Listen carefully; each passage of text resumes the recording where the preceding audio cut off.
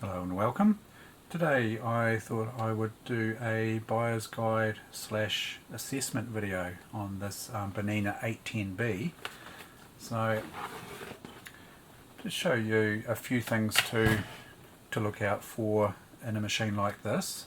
I've not looked at this machine at all, so I've no idea what condition this machine's actually in. But it looks okay on the surface. So there's a few things to look out for when looking at buying one of these machines, or if you come across one in the wild. There's a couple of wee things you might want to look at before you go ahead and pay any sort of decent sort of money for something like this. Sort of the first thing I guess you want to make sure of is, does it come with the foot controller and power cord? Probably two fairly important parts. Let's start by looking at the cam stack gear. So we'll get the lid off here, just two screws.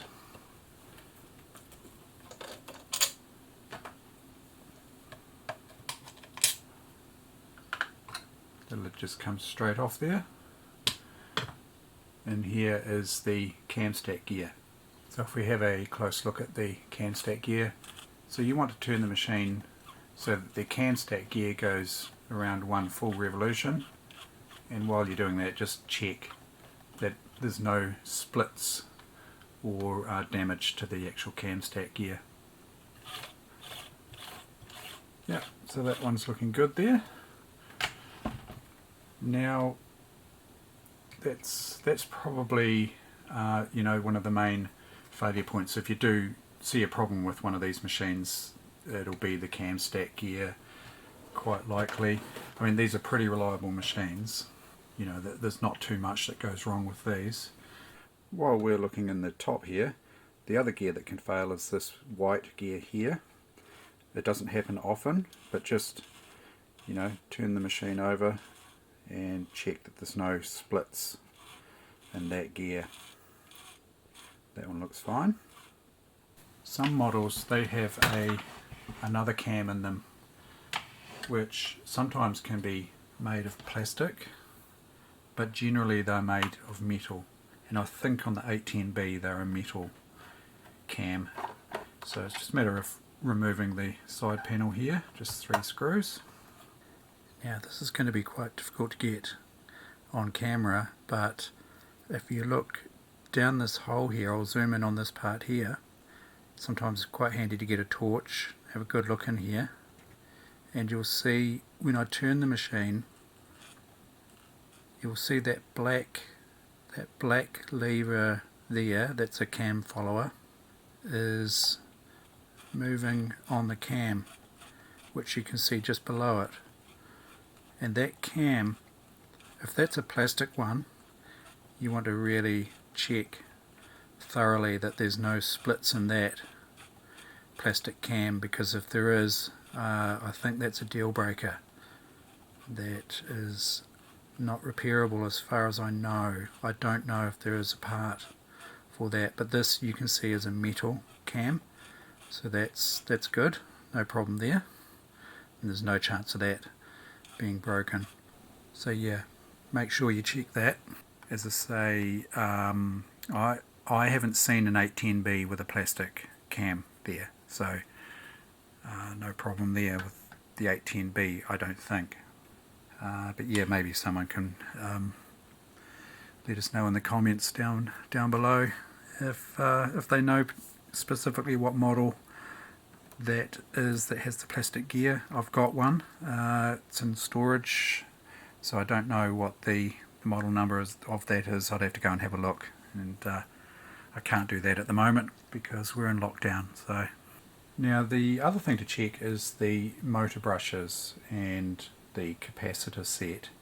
Now yeah, don't do this if you don't feel comfortable getting into the electrical side of things, and definitely make sure the machine's unplugged. You don't want to be going anywhere near this area while the machine's plugged in. So make sure you've got that cable removed, and if you don't feel comfortable getting in here, I would just leave it to your mechanic to check this out. But the first thing I would do if I picked up a machine that I didn't know the state of the motor brushes, yeah, I would definitely have this checked, because if the motor brushes wear out completely, that damages the motor, and the motors are getting very expensive to get repaired these days, these small motors. Well, they are here in New Zealand anyway. There's not many people doing them anymore. Just tip the machine over like that. Those screws can be quite tight, and it can pay to have a pen and paper handy just for drawing a little diagram, just in case the capacitor cables come off and you're not sure exactly where they go back on. You can do this without disconnecting the capacitor if you're careful. So they're the two motor mount screws, and now we can remove, well, not fully remove, but we can at least tip the motor back and get access. And there are two posi drive screws here, so we use a posi drive screwdriver. At a pinch, a Phillips screwdriver will do, but the Phillips screwdriver will slightly damage the posi drive screws. So I mean, if you can, try and get a posi drive screwdriver. The posi drive screwdrivers, you can tell the difference between a posi drive screwdriver and a normal Phillips. So we've got a posi drive here, and you can see the little flutes in between cross, you know, the cross of the Phillips style blades, and the lower one here, that's a Phillips. So you can see that there's a subtle difference. If you're going to be dealing with posi drive screws, I would recommend you get a posi drive screwdriver. Okay, so we take off these two screws here. Make sure you've got your power cord disconnected. This live wires in behind here. But if we have a look here, that back panel here comes off, and here we have the motor in here. Now, some models have little ports in the top. You can take the screw out via the port in the top and the bottom, but this particular model doesn't have the little ports, so we have to actually take the motor out. Now, you don't have to remove any wiring if you're careful. Now, the capacitor is down in here. It's a set of capacitors. There's two X class capacitors and two Y class capacitors. So the X class go across the phase and neutral. Yeah, there's your two, there's a little diagram here, two X class capacitors at the top here, and two Y class capacitors going to the motor ground. Now, what you're looking for here is you're looking for splits. Normally they split long ways down here, and they'll leak a little bit of fluid. If you see that, the capacitor's on the way out. Now, the capacitors are designed to fail safely. When they do fail, they go with quite a bang and a puff of smoke, and they really stink. If you ever have that happen, just first thing to do is turn the power off at the mains and remove the power cable from the back of the machine, and then you know, get it to your service person. If you want to carry on sewing and you're in a bit of a bind, you can remove this capacitor set altogether. Now, I don't recommend running the machine like that. It causes interference and can cause arcing in the foot controller and a little bit of flickering on the bulb.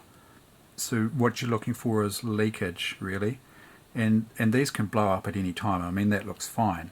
I don't think this is going to blow in the near future, but at some stage that will blow, and it's difficult to say when. It could be next week, it could be tomorrow, it could be in 3 years' time. It's just difficult to say. But if it's leaking, or it's got a split in it, or it's bulging, well, there's an imminent problem. It's going to blow fairly soon.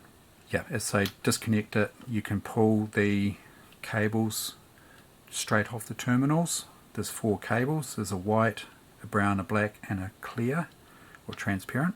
Those colours may vary depending on your region, but you can literally just disconnect that and get rid of this. So yeah, the capacitors are really easy to find, and these can be rebuilt. Just in case while you're doing this, if any of these connections come off these terminals, you want to know where they go back on again.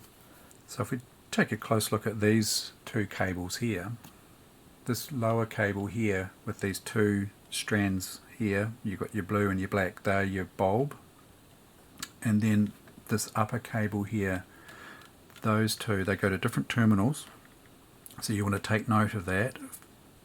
And it's a good idea to take note of this before you start really getting into here, and playing around too much, because just in case they unplug, you've got that reference.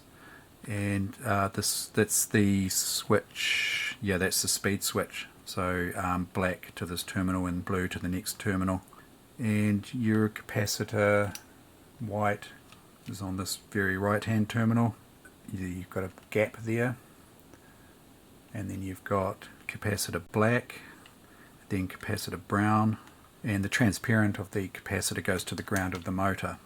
But don't specifically use this as a reference, because as I say, your colours may vary on different regions. I'm not sure about that, but here in New Zealand, these machines, though, that they will be manufactured for the New Zealand market, I guess, or for maybe the Australasian market, and they will be complying at the time with the electrical code for the colour coding. So yeah, just make sure you make your own notes when you do deal with this.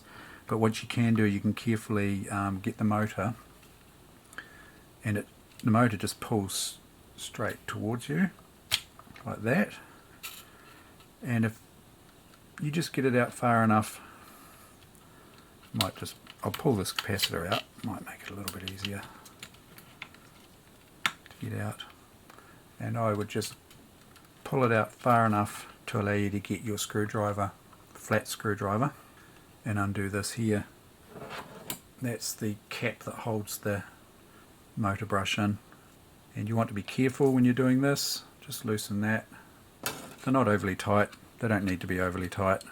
They're on a spring, so just be careful that they don't ping out, and you want to try and keep their orientation consistent. So when you pull this brush out, you want to make sure it goes back in the same way if you can. So just grip the spring and just gently pull that out, and you can see that there's a bit of life left in that brush there. Now, how much life is left in that, it's difficult to say, but it comes down to how often you use the machine. But if you're using the machine a lot, I would probably get that checked out within every few months or whatever. Maybe just keep an eye on it. You definitely don't want this carbon brush here to wear right down without you even sort of knowing about it, and then the metal spring, so it wears away this carbon brush, and then the metal spring makes contact with the motor commutator, and that basically it doesn't destroy the motor, but it certainly causes major issues, and the motor will need a rebuild if that happens, and that's not a cheap exercise, especially here where these small motor repair people are getting few and far between. So when you put that back in, just make sure it goes back in the same way. The motor brush is rectangular, there's only two ways that will go in, but if you get it 180 degrees out, the brushes will just be a little bit noisy for a little bit until they wear back in to the commutator, because the motor brush housing there is just slightly off center to the commutator, or they can be slightly off center, so they wear slightly off center, so that's why it's a good idea to make sure they go back in the way they came out. And then you just screw that up and just give it a very slight nip up with your screwdriver. Yeah, that doesn't need to be overly tight, that screw there. And then you do the same with the the other motor brush, which is on the opposite side down here. So just carefully you know, position the motor there so that you can get to this other brush here. And as you can see, that brush is a similar size. I've never really seen brushes wear unevenly, so if you check one, I guess you could assume that the other is around about the same length, but that would be an assumption. But yeah, as I say, I've never seen them wear unevenly. So we'll just screw that one back in. And then you might find that these rubber mounts may come off when you've got the motor out. But just, you know, sit them back over the motor there, like so. And just slip the motor back into its housing there. That's the capacitor lead there for the ground. So just when you're sliding that back in, just make sure it's not going to catch on anything. Slide that in there. Just slip the capacitor back down in its little cubby there. That's all set to put back together. None of the cables have come loose. Make sure before you put this back together that all your leads are still on the terminal securely there, which they are in this instance. So we haven't actually disconnected anything at all there, which is quite handy. These two cables here, they come out through this slot here in the plastic housing. Yeah, when you're getting these two cables sorted, try not to pinch them in between this plastic cover and the motor housing. The other thing I see with these machines is the motor housings can sometimes be a bit cracked around, you know, the mounts and where these screws screw in here. That can be fixed up just with, you know, some fairly strong sort of glue to, you know, get a bit more life out of it. So then we just go ahead and screw that back in there. That doesn't need to be overly tight. I think that's what can crack these sometimes, if these screws here are over tightened. This one's looking in pretty good nick. There's actually no cracking whatsoever on there. And you might also notice down on the bed here there's actually like a rubber mat, sort of a plasticky rubbery type mat that can just be pulled off and cleaned. So we'll stick the motor back on there. Well, I've placed the motor back on. I'll get the mounting screws in there. Now, I haven't done these up tight yet. I won't do those up tight just yet, because I want to put the motor belt on first before I do that up really tight. You know, that I won't go through setting motor belt tensions in this video, but you may have noticed the thread caught around the motor belt there. So I'll just get in there and remove that thread there. There we go. We can just put the motor belt on the small pulley, run it over the top of the large pulley there and turn the machine. Yeah, I think that belt's probably a little bit loose, but so I won't go and adjust that just yet. That'll be, I'm sure that'll be tight enough to run the machine. And so we'll just do these motor mount screws up there. If it wasn't for the fact that capacitor could be in a sad state, I would probably plug the machine in first. It'd probably be the first thing I would do to make sure it actually runs. But because I see quite a few of those capacitors starting to blow at this age, I'm a bit reluctant to do that without checking them. So now is probably a good time to just plug the power in. Just check your power cord too.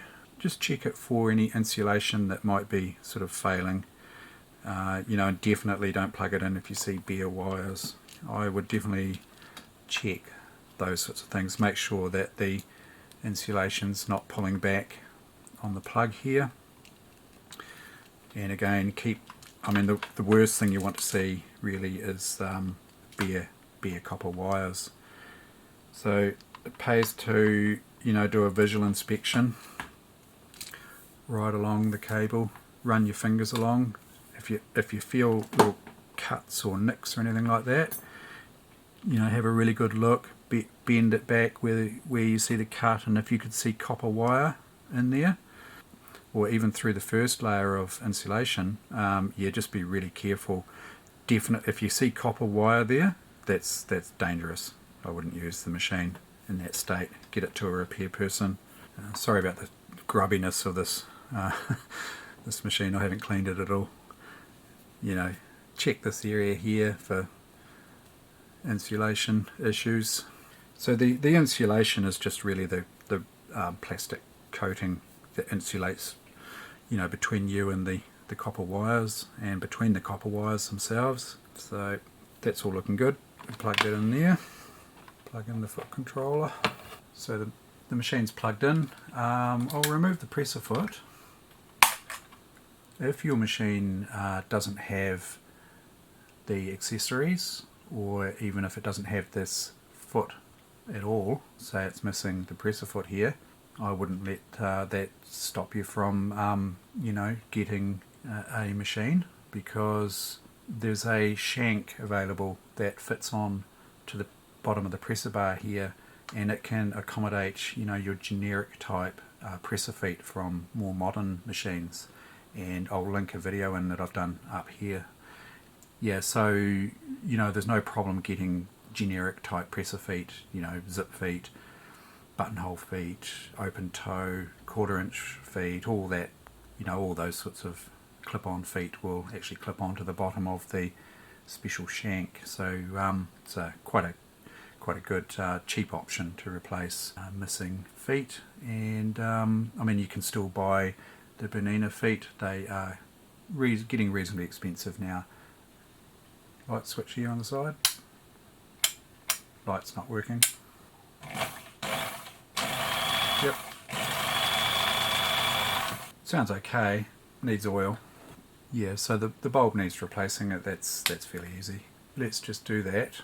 But I would suggest unplugging the machine before you go replacing the bulb. So in behind here we can get to the bulb. It's a bayonet fitting, so push it up and turn anti-clockwise. Let's just check the state of that bulb. So if we measure this bulb, so I've just got the meter on ohms, probe on each terminal there. Yeah, so it's open circuit. This bulb's no good. So if we check the new bulb here, we should get something on the meter. Yep, about 340 ohms thereabouts. So that's a good bulb, so it should be. It's brand new, 15 watt bulb, and we'll just install that. Just push in and turn clockwise. And let's hook that power back up. Yep.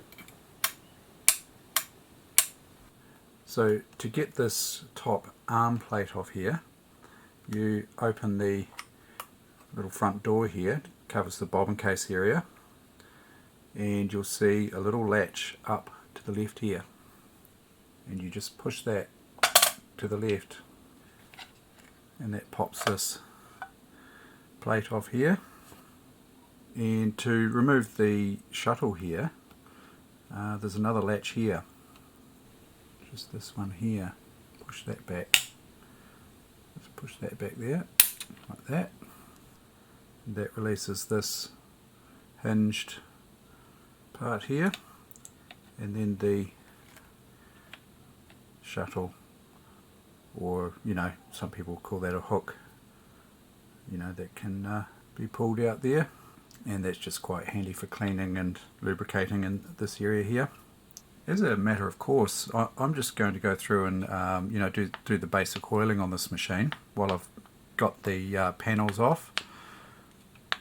And you know, that's quite a good thing to do when you're testing a machine, just to make sure that you know, it's running as well as it can. It's not sort of binding up or noisy because of lack of oil.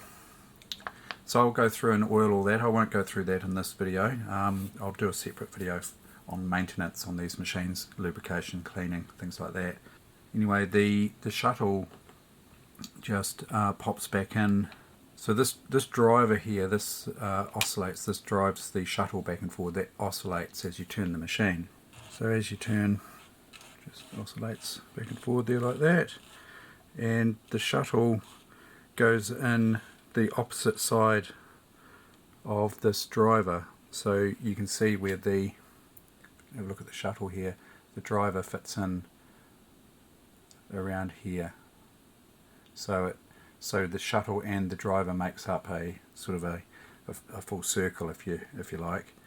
You know, this can be in any position as long as the shuttle goes in opposite the driver, you know, just like that. So that can just sit in there like that. And you'll see that, how that moves there. So once this is in position, you can just bring the ring back in and push that until it latches on the left hand side here, just like that. And then you can go ahead and put the lid back on. There's the little tongue here, goes into a slot over on the side here, and then you literally just press down on the left hand side. It would also pay just to check that these levers are all working. The likes of this reversing lever isn't, that's supposed to spring return down like that, so that just needs lubrication, and I'll sort that out later on. But in the meantime, that's good enough for testing there. Just go down to a sort of a number 3 stitch length there. You've got your drop feed switch there, which is working fine. You've got your min max speed control switch there, all looking good. So we'll just close that back up. Oh, by the way, I don't have a bobbin case for this machine at the moment, so I'll search out a bobbin case and then I'll be able to fully test this. So I've done all the oiling. Let's get the side cover back on. Just the 3 screws there. They don't need to be overly tight. And then we'll just get the lid on. While you've got the lid off, you can check the bobbin winder. That should turn nice and freely. So that's looking fine, and that should move back and forward like that to engage. That's looking fine. We'll screw this lid back on, just the 2 screws here.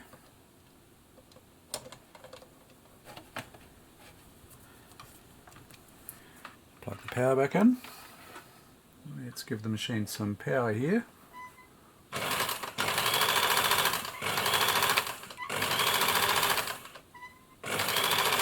It's a little bit noisy. Let's just see if it's the shuttle that's making the noise. Yeah. It's a little bit noisy with the shuttle in. It's got oil, so you know, I'll take a wee look at what could be causing that. So yeah, keep an eye out for more videos on this machine. The other thing is, you'll notice that there's not a lot of ramping up of the speed. It's sort of all or nothing. So you get to that point there, there's a little bit, there's a tiny little bit of slow speed there.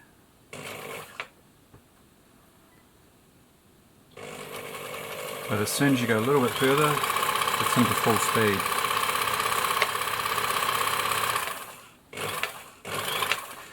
Yeah, more than likely that's a bad capacitor in the foot controller. Again, keep an eye out for another video on that one. So yeah, that's and that's on minimum speed too, by the way, maximum.